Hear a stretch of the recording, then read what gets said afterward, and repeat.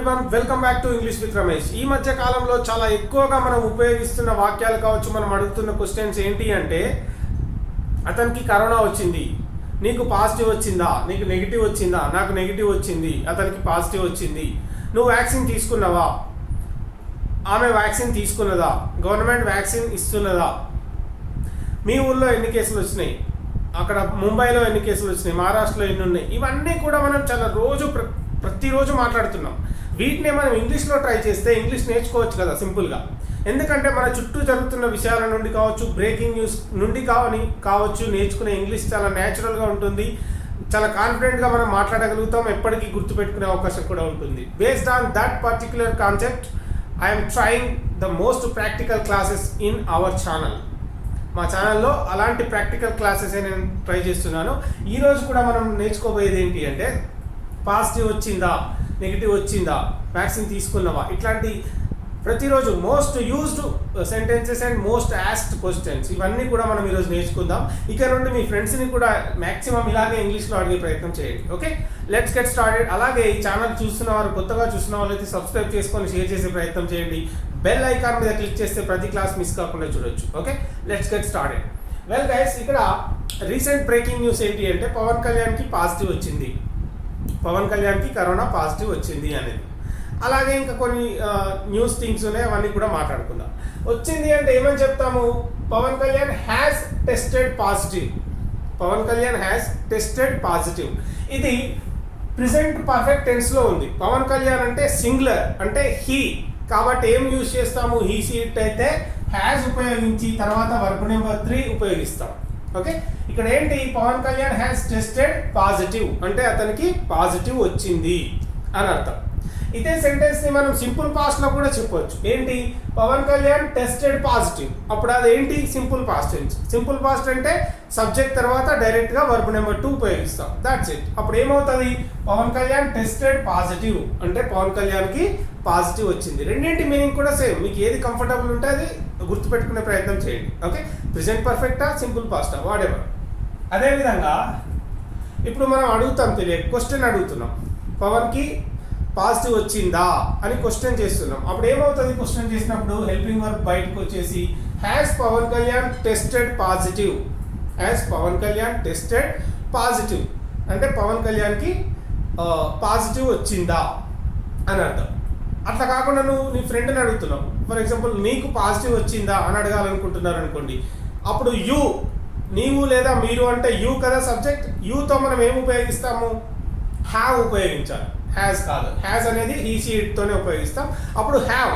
అప్పుడు క్వశ్చన్ ఏమవుతుందంటే, have you tested positive అంటే నీకు పాజిటివ్ వచ్చిందా, హ్యావ్ యూ టెస్టెడ్ పాజిటివ్ అంటే నీకు పాజిటివ్ వచ్చిందా, నీకు నెగిటివ్ వచ్చిందా, have you tested negative, have you tested negative అంటే నీకు నెగిటివ్ వచ్చిందా.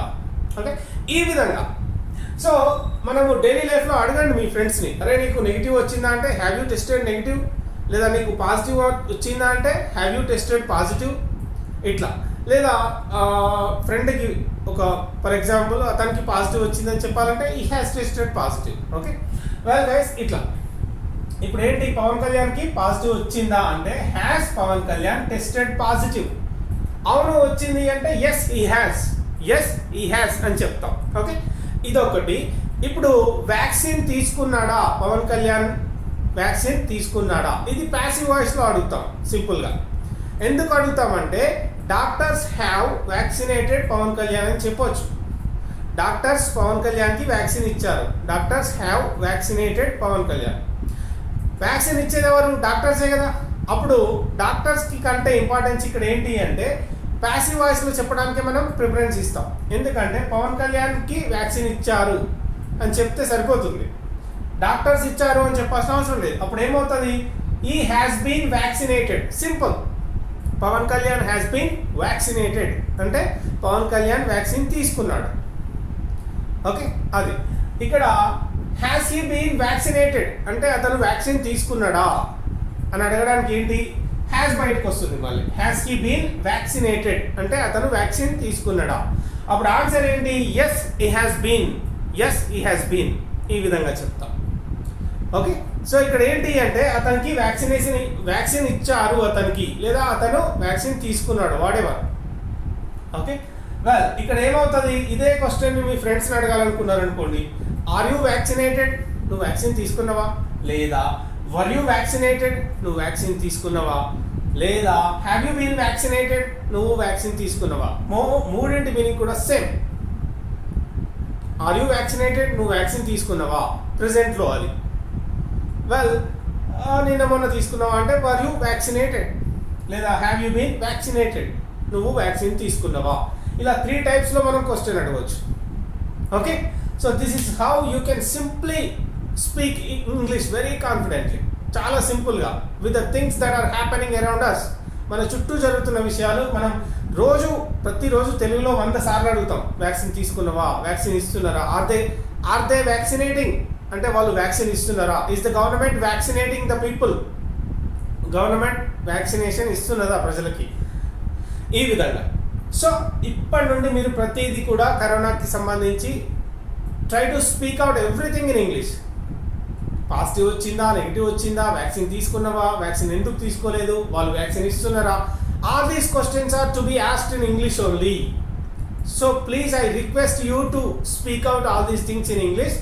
It helps you practice and it helps you speak, it helps you get fluency, great fluency. Okay, well guys, try to speak out.